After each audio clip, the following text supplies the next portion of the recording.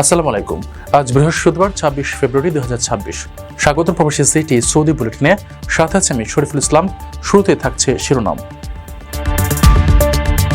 সৌদিতে কর্মী নিয়োগে আরও কড়াকড়ি, শ্রম আইনে বড় সংশোধন। প্রথম বিদেশ সফরে সৌদি যাচ্ছেন প্রধানমন্ত্রী, যুবরাজের সঙ্গে হবে বৈঠক। সৌদিতে বিল্ডিং থেকে পড়ে বাংলাদেশের মৃত্যু, পরিবারের শোকের ছায়া। ওমরা যাত্রীদের সৌদি নিয়ে প্রতারণা, ৩ কোম্পানির কার্যক্রম স্থগিত। সৌদিতে নির্মম নির্যাতন, মানসিক ভারসাম্য হারিয়ে ফিরলেন প্রবাসী নারী। দর্শক, দেখছিলেন শিরোনাম, এবারে পুরো খবর। প্রবাসীদের জন্য নির্মাণ হচ্ছে দেশের প্রথম স্মার্ট সিটি, যেখানে থাকছে স্কুল, মসজিদ, হাসপাতাল, সুইমিং পুল, হেলিপ্যাড, পাঠাগার, জিম, সুপারমার্কেট, শিশু পার্ক সহ সকল নাগরিক সুবিধা।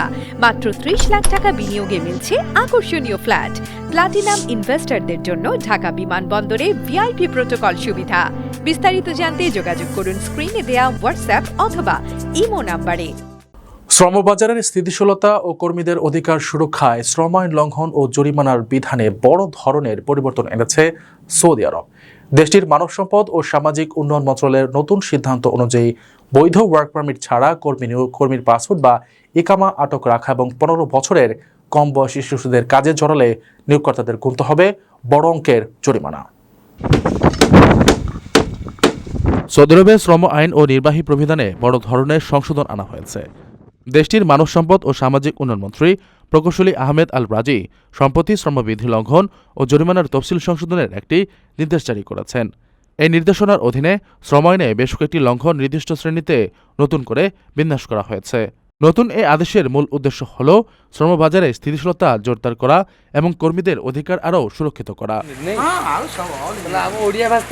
এই সংশোধনীতে বিভিন্ন কাজের ধরন অনুযায়ী আইন লঙ্ঘনের বিষয়গুলোকে সুস্পষ্টভাবে আলাদা করা হয়েছে। এর ফলে আইন মেনে চলার ক্ষেত্রে প্রতিষ্ঠান ও কর্মীদের জন্য একটি পরিষ্কার নির্দেশিকা তৈরি হল। নতুন শ্রেণীর মধ্যে রয়েছে সব ধরনের কাজের জন্য প্রযোজ্য সাধারণ লঙ্ঘন, খনিজ ও পাথর উত্তোলনের ক্ষেত্রে নির্দিষ্ট লঙ্ঘন এবং সামুদ্রিক কর্মসংস্থান চুক্তির শর্তভঙ্গ। এছাড়া পরিচালন ও রক্ষণাবেক্ষণ, মানব সম্পদ ও নিয়োগকারী প্রতিষ্ঠান বা কার্যালয়ের সেবা, গৃহকর্মী আইন, সহায়তা সেবার বিজ্ঞাপন এবং লাইসেন্স ছাড়া কর্মী নিয়োগ বা আউটসোর্সিংয়ের মতো বিষয়গুলো আলাদা শ্রেণীতে যুক্ত করা হয়েছে। কৃষি শ্রমিক ও ব্যক্তিগত রাখালদের মতো পেশার জন্য নির্দিষ্ট বিধিবিধানও এই তালিকায় রয়েছে। নতুন এই জরিমানার তফসিল এবং প্রবিধানগুলো মন্ত্রীর আদেশের দিন থেকেই কার্যকর হবে বলে জানানো হয়েছে। বিস্তারিত তথ্য মন্ত্রণালয়ের নিজস্ব ওয়েবসাইটে প্রকাশ করা হয়েছে। উল্লেখ্য, এই সংশোধনী চূড়ান্ত করার আগে ইস্তিতলা নামের একটি জনমত জরিপ প্ল্যাটফর্মের মাধ্যমে জনসাধারণ ও সংশ্লিষ্ট অংশীজনদের মতামত নিয়েছে সৌদি মানব সম্পদ ও সামাজিক উন্নয়ন মন্ত্রণালয়। শ্রমবাজারের নিয়মকানুন পর্যালোচনা, কর্মীদের অধিকার রক্ষা এবং শ্রমবাজারকে আরও আকর্ষণীয় করতেই এই ধারাবাহিক প্রচেষ্টা চালানো হচ্ছে। প্রধানমন্ত্রীর দায়িত্ব গ্রহণের পর প্রথম সরকারি বিদেশ সফরে সৌদি আরব যেতে পারেন তারেক রহমান। এ সফর নিয়ে সরকারি পর্যায়ের মধ্যে প্রাথমিক প্রস্তুতি শুরু হয়েছে, যা আগামী ৬ মার্চ শুরু হওয়ার সম্ভাবনা রয়েছে। গত ১৭ ফেব্রুয়ারি প্রধানমন্ত্রী হিসেবে শপথ নেওয়ার পর ঢাকায় নিযুক্ত সৌদি আরবের রাষ্ট্রদূত আবদুল্লাহ জাফর এইচ বিন আবিয়া তার সঙ্গে সৌজন্য সাক্ষাৎ করে এ আমন্ত্রণ জানান। এ সফর চূড়ান্ত হলে দেশটির বাদশাহ সালমান বিন আব্দুল আজিজের সঙ্গে তারেক রহমানের সৌজন্য সাক্ষাৎ এবং যুবরাজ মোহাম্মদ বিন সালমানের সঙ্গে আনুষ্ঠানিক দ্বিপক্ষীয় বৈঠক হতে পারে। প্রধানমন্ত্রীর দায়িত্ব গ্রহণের পর তারেক রহমানকে সরকারিভাবে সফরের জন্য ভারত, চীন, জাপান ও সৌদি আরব সহ বিভিন্ন দেশ থেকে আমন্ত্রণ জানানো হচ্ছে। সেক্ষেত্রে প্রথম বিদেশ সফরের জন্য কোন দেশকে বেছে নেবে নতুন প্রধানমন্ত্রী, এ নিয়ে রাজনৈতিক অঙ্গনে রয়েছে আলোচনা। প্রধানমন্ত্রীর ঘনিষ্ঠ একটি সূত্রের তথ্য অনুযায়ী সরকারিভাবে প্রথম বিদেশ সফরে তিনি সৌদি আরব যেতে পারেন। সফর নিয়ে সরকারি পর্যায়ে এরই মধ্যে প্রাথমিক প্রস্তুতি শুরু হয়েছে। পররাষ্ট্রমন্ত্রী ড খলিলুর রহমান ইসলামিক সহযোগিতা সংস্থার পররাষ্ট্রমন্ত্রী পর্যায়ের একটি বৈঠকে যোগ দিতে বুধবার সৌদি আরবের উদ্দেশ্যে ঢাকা ত্যাগ করেন। সেখানে সৌদি কর্মকর্তাদের সঙ্গে আনুষ্ঠানিক আলাপে প্রধানমন্ত্রী সফরের প্রসঙ্গটিও আসতে পারে। প্রধানমন্ত্রীর এই সফরটি হলে তা আগামী ৬ মার্চ শুরু হওয়ার সম্ভাবনা আছে। ত্রয়োদশ জাতীয় সংসদ নির্বাচনে ২/৩ বেশি আসনে সংখ্যাগরিষ্ঠতা লাভের পর তারেক রহমান গত ১৭ ফেব্রুয়ারি প্রধানমন্ত্রী হিসেবে শপথ নেন। ঢাকায় নিযুক্ত সৌদি আরবের রাষ্ট্রদূত আবদুল্লাহ জাফর এইচ বিন আবিয়া গত রবিবার সচিবালয়ে প্রধানমন্ত্রীর সঙ্গে সৌজন্য সাক্ষাৎ করে তার দেশ সফরের আমন্ত্রণ জানান। সৌদি আরব সফর হলে দেশটির বাদশাহ সালমান বিন আব্দুল আজিজের সঙ্গে তারেক রহমানের সৌজন্য সাক্ষাতের সম্ভাবনা আছে। আর ক্রাউন প্রিন্স ও প্রধানমন্ত্রী মোহাম্মদ বিন সালমান বিন আব্দুল আজিজের সঙ্গে আনুষ্ঠানিক দ্বিপক্ষীয় বৈঠক হতে পারে। বাংলাদেশের কর্মীদের জন্য সৌদি আরবে আরও কর্মসংস্থান ও বর্তমানে দেশটিতে অবস্থানরত কর্মীদের স্বার্থ রক্ষা আলোচনায় একটি বড় বিষয় হিসেবে আসতে পারে। আপনার স্বপ্নগুলো আকাশ ছুবে প্রবাসীর হেলিকপ্টারের মাধ্যমে। বিয়ে, জন্মদিন অথবা যে কোনো বিশেষ প্রয়োজনে হেলিকপ্টার ভাড়া করতে যোগাযোগ করুন স্ক্রিনে দেয়া নাম্বারে। প্রবাসীর হেলিকপ্টার, নিরাপদ ও সাশ্রয়ী বাহনের বিশ্বস্ত নাম। সৌদি আরবে একটি নির্মাণাধীন ভবন থেকে পড়ে গুরুতর আহত হওয়ার 11 দিন পর চিকিৎসাধীন অবস্থায় এক প্রবাসী বাংলাদেশের মৃত্যু হয়েছে। নিহত হারুন সিকদারের বাড়ি চট্টগ্রামের আনোয়ারা উপজেলার বরুমচড়া ইউনিয়নে। গত 12 ফেব্রুয়ারি দুপুরে একটি নির্মাণাধীন ভবনের চতুর্মুখী সিঁড়ির কাজ করার সময় অসাবধানতাবশত নিচে পড়ে যান তিনি। ঘটনার পরপরই সহকর্মীরা তাকে উদ্ধার করে স্থানীয় একটি মেডিকেল সেন্টারে নিয়ে যান। সেখানে দীর্ঘ 11 দিন লড়াই করে সোমবার রাতে তার মৃত্যু হয়। সৌদি আরবে একটি নির্মাণাধীন ভবন থেকে পড়ে আহত হওয়ার 11 দিন পর চট্টগ্রামের আনোয়ারার বাসিন্দা হারুন সিকদার মারা গেছেন। সোমবার দিবাগত রাতে সৌদি আরবের স্থানীয় একটি হাসপাতালে চিকিৎসাধীন অবস্থায় হারুনের মৃত্যু হয়। হারুন সিকদার উপজেলার বরমচুরা ইউনিয়নের মোহাম্মদ নাগুমিয়ার ছেলে। নিহতের পারিবারিক সূত্রে জানা গেছে, হারুন 1 মাস 5 দিনের ছুটি শেষ করে গত 7 জানুয়ারি সৌদি আরবে কর্মস্থলে ফেরেন। গত 12 ফেব্রুয়ারি দুপুরে নির্মাণাধীন একটি ভবনে কাজ করার সময় তিনি উপর থেকে পড়ে মারাত্মকভাবে আহত হন। ঘটনার পর সহকর্মীরা তাকে স্থানীয় একটি মেডিকেল কেন্দ্রে নিয়ে যান। সেখানে 11 দিন চিকিৎসাধীন থাকার পর সোমবার রাতে তার মৃত্যু হয়। নিহতের ছোট ভাই জানান, ভবনের একটি চতুর্মুখী সিঁড়িতে কাজ করার সময় অসাবধানতাবশত নিচে পড়ে যান হারুন। পরে সহকর্মীরা তাকে দ্রুত স্থানীয় একটি মেডিকেল কেন্দ্রে নিয়ে যান। সেখানে 11 দিন চিকিৎসাধীন থাকার পর সোমবার রাতে তার মৃত্যু হয়।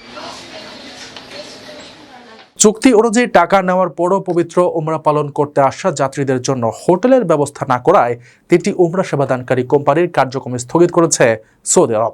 যাত্রীদের সঙ্গে চরম প্রতারণা ও আবাসন সুবিধা নিশ্চিত করতে ব্যর্থ হওয়ায় দেশটির হজ ও উমরা মন্ত্রণালয় এই কঠোর শাস্তিমূলক পদক্ষেপ নিয়েছে। শুধু তাই নয়, এসব কোম্পানির সঙ্গে যুক্ত বিদেশি এজেন্ট বা দালালদের বিরুদ্ধেও আইনি ব্যবস্থা নেওয়া শুরু হয়েছে। পবিত্র উমরা পালন করতে গিয়ে চরম প্রতারণার শিকার হয়েছেন বেশ কয়েকজন যাত্রী। চুক্তি অনুযায়ী টাকা পরিশোধ করলেও সৌদি আরবে পৌঁছানোর পর তারা দেখতে পান তাদের থাকার জন্য কোনো হোটেলের ব্যবস্থাই করা হয়নি। এমন অমানবিক ও প্রতারণামূলক কর্মকাণ্ডের প্রমাণ পেয়ে সরাসরি কঠোর ব্যবস্থা নিয়েছে সৌদি আরবের হজ ও উমরা মন্ত্রণালয়। যাত্রীদের আবাসন সুবিধা নিশ্চিত করতে ব্যর্থ হওয়ায় তাৎক্ষণিকভাবে 3টি উমরা সেবাদানকারী কোম্পানির কার্যক্রম স্থগিত করা হয়েছে। শুধু তাই নয়, এসব কোম্পানির সঙ্গে যুক্ত বিদেশি এজেন্ট বা দালালদের বিরুদ্ধেও সংশ্লিষ্ট কর্তৃপক্ষের সহায়তায় কঠোর আইনি ব্যবস্থা নেওয়া শুরু হয়েছে। হজ ও উমরা মন্ত্রণালয় জানিয়েছে, অনুমোদিত চুক্তিপত্রে সুস্পষ্টভাবে আবাসনের কথা উল্লেখ থাকলেও এসব কোম্পানি যাত্রীদের সঙ্গে প্রতারণা করেছে। এটি সৌদি আরবের উমরা ও মসজিদে নববী জিয়ারত সংক্রান্ত নির্দেশনার চরম লঙ্ঘন। তবে বিদেশি এই যাত্রীদের বিপদে দ্রুততম সময়ের মধ্যে হস্তক্ষেপ করেছে সৌদি কর্তৃপক্ষ। ভুক্তভোগী সব যাত্রীর জন্য তাৎক্ষণিকভাবে বিকল্প থাকার জায়গা নিশ্চিত করতে অভিযুক্ত কোম্পানিগুলোকে বাধ্য করা হয়েছে। মূলত যাত্রীদের অধিকার রক্ষা, হয়রানি কমানো এবং এমন ন্যাক্কারজনক ঘটনার পুনরাবৃত্তি রোধ করতেই এই শাস্তিমূলক পদক্ষেপ নেওয়া হয়। এই ঘটনার পর সব উমরা সেবাদানকারী প্রতিষ্ঠান ও এজেন্সির প্রতি কড়া সতর্কবার্তা দিয়েছে সৌদি সরকার। হজ ও উমরা মন্ত্রণালয় দ্ব্যর্থহীন ভাষায় জানিয়ে দিয়েছে, চুক্তির শর্ত ভঙ্গ বা সেবার ক্ষেত্রে বিন্দুমাত্র অবহেলা কোনোভাবেই বরদাস্ত করা হবে না। আল্লাহর ঘরে মেহমানদের অধিকার উন্নত সেবা নিশ্চিত করায় তাদের সর্বোচ্চ অগ্রাধিকার। পাশাপাশি অনুমোদিত বিধিমালা মেনে যাত্রীদের শতভাগ সেবা বুঝিয়ে দিতে সব প্রতিষ্ঠানকে কড়া নির্দেশ দেওয়া হয়েছে। প্রবাসীদের জন্য নির্মাণ হচ্ছে দেশের প্রথম স্মার্ট সিটি, যেখানে থাকছে স্কুল, মসজিদ, হাসপাতাল, সুইমিং পুল, হেলিপ্যাড, পাঠাগার, জিম, সুপারমার্কেট, শিশু পার্ক সহ সকল নাগরিক সুবিধা। মাত্র 30 লাখ টাকা বিনিয়োগে মিলছে আকর্ষণীয় ফ্ল্যাট। প্লাটিনাম ইনভেস্টরদের জন্য ঢাকা বিমানবন্দরে ভিআইপি প্রোটোকল সুবিধা। বিস্তারিত জানতে যোগাযোগ করুন স্ক্রিনে দেয়া হোয়াটসঅ্যাপ অথবা ইমো নাম্বারে। দীর্ঘ 7 বছর পর সৌদি আরব থেকে দেশে ফিরেছেন মৌলভীবাজারের রিজা বেগম। তবে জেবা সন্তানদের সুখের আশায় বিদেশ গিয়েছিলেন তিনি ফিরেছেন মানসিক ভারসাম্যহীন অবস্থায়। নিয়োগকর্তার অমানসিক নির্যাতনে তিনি কথা বলার শক্তিও হারিয়েছেন। জানা গেছে 2019 সালে সৌদি আরবে যাওয়ার পর থেকেই তিনি শারীরিক নির্যাতনের শিকার হন এবং 2021 সাল থেকে পরিবারের সঙ্গে তার যোগাযোগ বিচ্ছিন্ন হয়ে যায়। কোনো বৈধ নথিপত্র ছাড়াই গত 12 ফেব্রুয়ারি তাকে দেশে পাঠানো হলে পিবিআই আঙুলের ছাপের মাধ্যমে তার পরিচয় শনাক্ত করে। দীর্ঘ 7 বছর পর সৌদি আরব থেকে দেশে ফিরেছিলেন মৌলভীবাজারের রিজিয়া বেগম। তবে যে মা সন্তানদের সুখের আশায় বিদেশ গিয়েছিলেন, তিনি ফিরেছেন নিথর ও মানসিক ভারসাম্যহীন অবস্থায়। মঙ্গলবার উত্তরার ব্র্যাক মাইগ্রেশন ওয়েলফেয়ার সেন্টারে তাকে পরিবারের কাছে হস্তান্তর করা হয়। 2019 সালে সৌদি আরব যাওয়ার পর থেকেই নিয়োগকর্তার শারীরিক নির্যাতনের শিকার হন রিজিয়া। 2021 সাল থেকে পরিবারের সাথে তার যোগাযোগ বিচ্ছিন্ন হয়ে যায়। কোনো নথিপত্র ছাড়াই গত 12 ফেব্রুয়ারি তাকে দেশে পাঠানো হয়। পিবিআই আঙুলের ছাপের মাধ্যমে তার পরিচয় শনাক্ত করে। রিজিয়ার মেয়ে লিজা আক্তার কান্নায় ভেঙে পড়ে বলেন, নির্যাতনে মায়ের চেহারা চেনা যাচ্ছে না, তিনি কথাও বলছেন না। একই কেন্দ্রে আশ্রয় নিয়েছেন রিমা ছদ্মনামে আরেক ভুক্তভোগী। সন্তানদের ভবিষ্যতের কথা ভেবে 2024 সালে সৌদি গিয়ে তিনি 4 বার বিক্রি হন এবং ভয়াবহ যৌন নির্যাতনের শিকার হন। বর্তমানে তিনি 6 মাসের অন্তঃসত্ত্বা। পিবিআইয়ের অতিরিক্ত ডিআইজি এনায়েত হোসেন মান্নান জানান, নারী কর্মীদের এই দুর্গতির জন্য দায়ী পাচারকারী চক্রের বিরুদ্ধে কঠোর ব্যবস্থা নেওয়া হবে। দর্শক দেখছিলেন প্রবাসী সিটি সৌদি বুলেটিন। শেষ করার আগে শিরোনামগুলো জানিয়ে দিচ্ছি আরও একবার। সৌদিতে কর্মী নিয়োগে আরও কড়াকড়ি, শ্রম আইনে বড় সংশোধন। প্রথম বিদেশ সফরে সৌদি যাচ্ছেন প্রধানমন্ত্রী, যুবরাজের সঙ্গে হবে বৈঠক। সৌদিতে বিল্ডিং থেকে পড়ে বাংলাদেশের মৃত্যু, পরিবারের শোকের ছায়া। ওমরা যাত্রীদের সৌদি নিয়ে প্রতারণা, 3 কোম্পানির কার্যক্রম স্থগিত।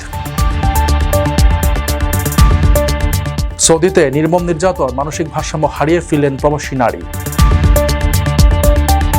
এ ছিল সৌদি বুলেটিনের আজকের আয়োজনে। প্রবাসের সর্বশেষ সংবাদ পেতে ভিজিট করুন probastime.net, সাবস্ক্রাইব করুন আমাদের ইউটিউব চ্যানেল এবং চোখ রাখুন ফেসবুক পেজে। পরবর্তী বুলেটিন দেখার আমন্ত্রণ জানিয়ে আজকের মতো বিদায় নিচ্ছি আমি শরীফুল ইসলাম। সেই পর্যন্ত সবাই ভালো থাকবেন এবং নিরাপদে থাকবেন। আল্লাহ হাফেজ।